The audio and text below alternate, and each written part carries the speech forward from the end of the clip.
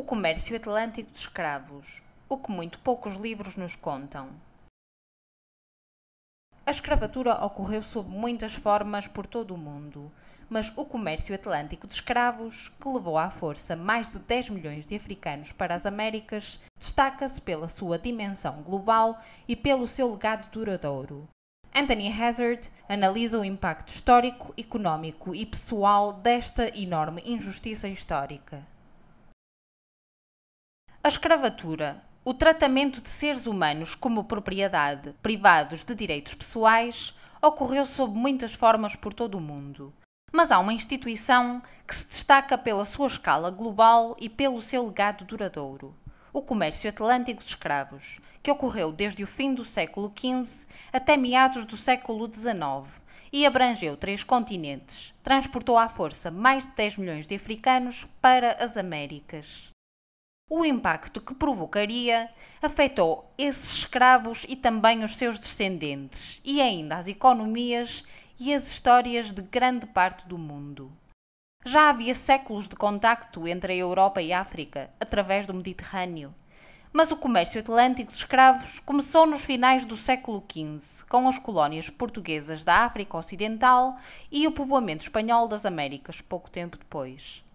As culturas das novas colónias, a cana-de-açúcar, o tabaco e o algodão, eram culturas de mão de obra intensiva.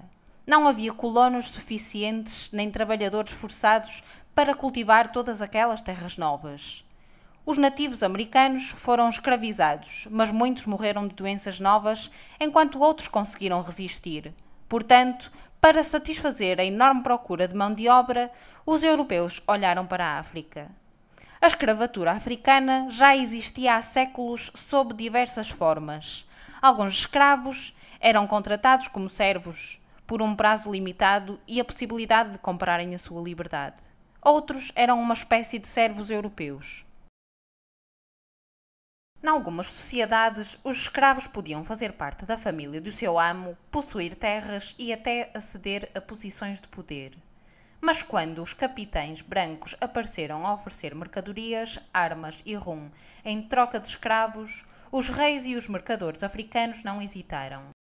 Consideravam as pessoas que vendiam não como africanos seus compatriotas, mas como criminosos, devedores ou prisioneiros de guerra de tribos rivais.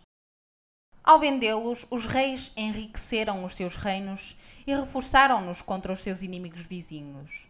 Os reinos africanos prosperaram com o comércio de escravos, mas satisfazer a enorme procura dos europeus criou uma competição intensa.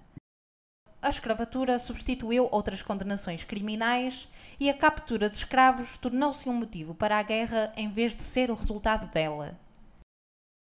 Para se defenderem das razzias para a captura de escravos, os reinos vizinhos precisavam de armas de fogo europeias, que também compravam com escravos.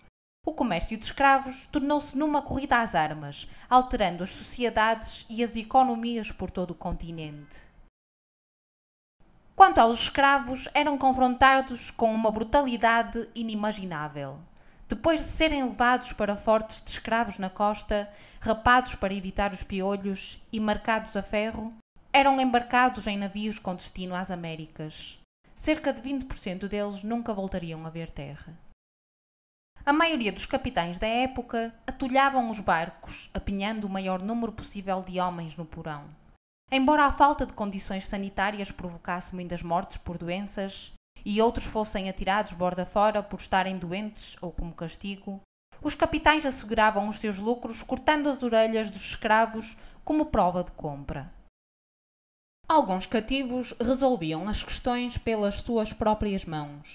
Muitos africanos do interior nunca tinham visto brancos e pensavam que eles eram canibais, que estavam sempre a levar pessoas e voltavam à procura de mais.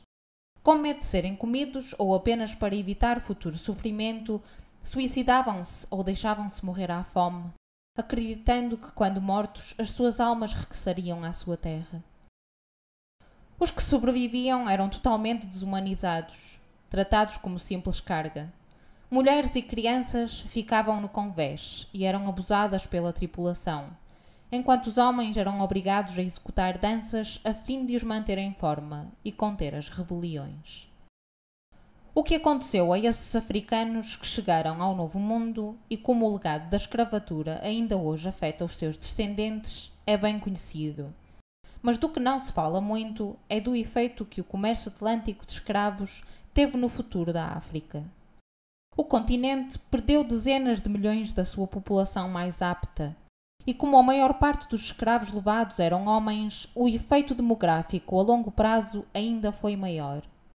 Quando o comércio de escravos foi finalmente ilegalizado nas Américas e na Europa, os reinos africanos, cujas economias tinham sido dominadas por ele, colapsaram, deixando-os abertos à conquista e à colonização.